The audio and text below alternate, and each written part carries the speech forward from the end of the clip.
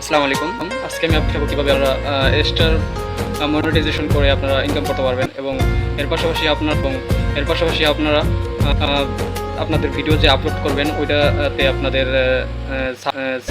Gift support যেটা আছে ওইটা শো করবে। তো এটা আসলে মূলত কিছু দেখা যায় ভিডিওতে সাপোর্ট করে না বা শো করে না। এটা প্রবলেম সলভ করার জন্য আমি আপনাদের কিছু টিপস দিব। তো চলুন ভিডিওটি শুরু করা যাক। ফেসবুক স্টার মনিটাইজেশন থেকে আপনারা আর্নিং করতে পারবেন এবং এর পাশাপাশি আপনাদের ফেসবুকে আপনাদের যদি কোনো স্টার সাপোর্ট অ্যাপসটা আপনাদের যদি শো না করে তাহলে ওইটা আপনারা কীভাবে সলভ করবেন এটাই আজকে আমি আপনাদের দেখিয়ে দেবো। তো আমার 9 মেনুতে চলে আসবো ফেসবুক থেকে।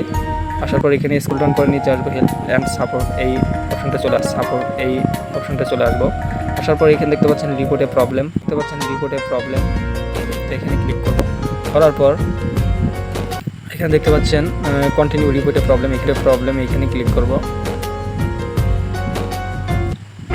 তো এখানে তো উপরকার অপশনটা ক্লিক করবেন। করার পর স্ক্রল ডাউন করে নিচে আসবেন। আসার পর এখানে দেখতে পাচ্ছেন একটা স্টার্স নামে অপশন আছে, তো এখানে ক্লিক করতে হবে। এখানে ক্লিক করার পর এখানে দেখতে পাচ্ছেন লেখার একটা তো আমি আগে লিখে রাখছিলাম gift option is not available in my video star list. তো ওইটা আপনারা এখানে ওইটা একটু স্ক্রিনশট দিয়ে দেবেন। দেখেন এই ভিডিওটা আমি আপলোড করছিলাম, তো আমি এটা এখন আমি আপলোড করে দেবো।